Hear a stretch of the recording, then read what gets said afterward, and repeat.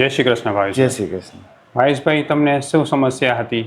મને પહેલાં ગેસ બહુ ઉપર ચડતો હતો વધારે, અને માથું ઝીણું ઝીણું દુખતું હતું, અને એ વધારે ઓટકાર આવતા હતા. બહારથી ઓટકાર જાય એટલા બધા આવતા હતા. એટલે બહુ દૂર દૂરથી સંભળાય એટલા બધા ઓડકાર આવતા એમ ને? બહુ દૂર દૂર સંભળાય. બરાબર. આખા દિવસમાં કેટલા ઓડકાર ખાઈ લેતા હશો?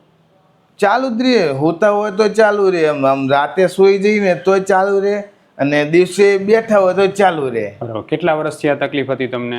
આ મને કંઈક વર્ષથી ચાલે આ તકલીફ હતી. એકાદ વર્ષથી હા, તકલીફ? 1 વર્ષથી તો. અને આપણી લગભગ 1.5 મહિનાની દવા થઈ, તો હાલ તમને કેટલું સારું લાગે છે? 100% સારું લાગે છે. બરાબર. ઓડકાર આવવાના બંધ થઈ ગયા? બંધ તો અત્યારે નથી આવતો, જો જરાય છે નહીં, ને તો અત્યારે ચાલુ જ હોય. ચાલુ જ હોય એમ ને? 1 મિનિટે શાંત ન રહે? ના, સતત ચાલુ કરે? સખત ચાલુ જ રહે. અને જે એકદમ અતિશય જોરથી જે ઓડકાર આવતા હતા એ પણ બંધ થઈ એ તો ગયા? બંધ થઈ ગયા. બરાબર. ક્યાંથી આવો છો તમે એના માટે અહીંયા હોસ્પિટલ, આપણે અહીંયા સારવાર કરવા માટે? વિરમગામથી આવો છો. વિરમગામથી આવો છો. તો વિરમગામથી આપણી હોસ્પિટલની જાણકારી તમને કઈ રીતે થઈ કે આપણે અહીંયા દવા કરાવવી જોઈએ? એ તો મારા ભાઈએ વિડીયો જોયો ને તમારો, હા. તો એના પછી એને એ ટ્રીટમેન્ટ કરી, તો એના પછી મારા ભાઈએ મને કીધું કે તારું આ ઓટકારનું આપણે કરીએ. હા. તો પછી મેં કીધું સારું, મેં કીધું તમે પણ ટ્રીટમેન્ટ મેં બી ટ્રીટમેન્ટ ચાલુ કરાવી. તો જ્યારે પછી આપણે અહીંયા ટ્રીટમેન્ટ તમે શરૂ કરી અને આપણી લગભગ 1.5 મહિનાની દવા થઈ, તો હાલ તમને કેટલું સારું લાગે છે? 100% સારું લાગે છે. બરાબર. ઓડકાર આવવાના બંધ થઈ ગયા? બંધ તો અત્યારે નથી આવતો, જો જરાય છે નહીં, ને તો અત્યારે ચાલુ જ હોય. ચાલુ જ હોય એમ ને? 1 મિનિટે શાંત ન રહે? ના, સતત ચાલુ કરે? સખત ચાલુ જ રહે. અને જે એકદમ અતિશય જોરથી જે ઓડકાર આવતા હતા એ પણ બંધ થઈ ગયા? એ તો બંધ થઈ ગયા. બરાબર. મને ભાવેશભાઈ એ કહો કે આ જે ઓડકારની સમસ્યા હતી, તો એના માટે પહેલા તમે કોઈ ગોળી ખાતા, વિલાયતી ગોળી, કે એનાથી કઈ રાહત રહેતી કે રાહત ન રહેતી? ના, કોઈ રાહત નહીં. થોડીક વાર રહે, પણ એમાં કોઈ ફાયદો ન થાય. બરાબર છે. અને તમે જ્યારે ડૉક્ટર પાસે રિપોર્ટ કરાવ્યો સોનોગ્રાફીનો, તો ડૉક્ટરે શું નિદાન કરીને કહેતા હતા? એમને કીધું અંદર ખાલી મળ છે, કે એના લીધે એસિડિટી થાય છે, તમને ઓટકાર આવે, બસ. એનાથી બીજું કંઈ નથી કીધું. નહીં. અને પછી તમારો પાચન કેવું હતું? પહેલા કોઈ ખોરાક પચતો વ્યવસ્થિત કે ના? ખોરાક પચતો જ નતો. 7-8 વખત જવું પડતું હતું મારે, અને હવે આ દવા લીધા પછી મારે લગભગ 2 કે 3 વખત જવું પડે. અને પેટ એકદમ 100% સાફ થઈ જાય? 100% સાફ થઈ જાય. અને હવે તો મેં સેવાગ્રાહી બંધ કરી દીધી છે. હા, તોય તમને પેટ સાફ? અને હું ત્રિફલા ચૂર્ણ ઉપર આવી ગયો છું, અને એનાથી મારું પેટ સાફ 3 વખત થઈ જાય છે. સરસ. એટલે પાચન પહેલા કરતા ઘણું બધું સુધરી ગયું. હવે ખરેખર જે છે એ ભાવેશભાઈને જે સતત ઓડકાર આવવાની સમસ્યા હતી, ઘણા બધા પેશન્ટ એવા હોય છે કે જેમને સતત ઓડકાર આવતા હોય. આની પાછળનું મુખ્ય કારણ છે આયુર્વેદમાં ઉદાવર્ત નામનો રોગ આને કહ્યો છે, કે જેમાં પેશન્ટને અગ્નિમદ એટલે કે પાચન શક્તિ નબળી પડવાને કારણે ખોરાક પચે નહીં. ખોરાક ન પચે એટલે આંતરડામાં મળ સતત ભરાઈ રહ્યો રહે.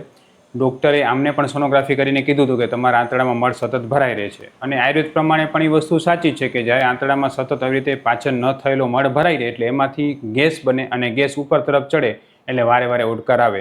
હવે આમાં જ્યાં સુધી તમે પાચન શક્તિ ન સુધારો ત્યાં સુધી કોઈ દી પેટ સાફ પણ ન થાય, અને ઓડકાર પણ બંધ ન થાય, અને વાયુ નીચેથી નીકળે નહીં. આપણે જે ભાવેશભાઈને દવા આપી એમાં સંપૂર્ણપણે પાચન શક્તિ સુધારવા માટેની દવા આપી, કે જેથી જે છે એ એમને પાચન સુધરે અને પેટ સાફ રહે, એટલે ઓટોમેટિકલી નીચેથી વાયુ છૂટવા માંડે એટલે ઓડકાર ના આવે. હું ડૉક્ટર વિશાલ પંડ્યા, એક MD આયુર્વેદ ડૉક્ટર છું. મેં મારો 10 વર્ષ સુધીનો MD આયુર્વેદનો અભ્યાસ જામનગરની વિશ્વ પ્રસિદ્ધ આયુર્વેદ કોલેજમાંથી કરેલો છે.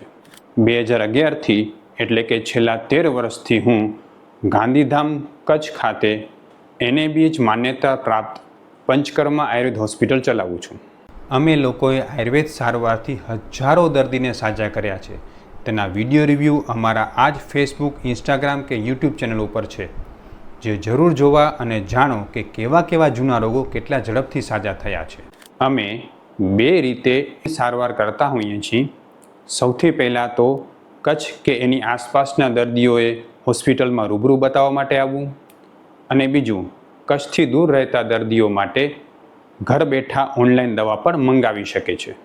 વધુ માહિતી માટે નીચેના નંબર ઉપર હાય લખીને વોટ્સએપ કરો, એટલે તમને ફીસ કેટલી છે, કોર્સ કેટલો કરવો પડશે વગેરે માહિતી વોટ્સએપમાં મોકલી આપશું.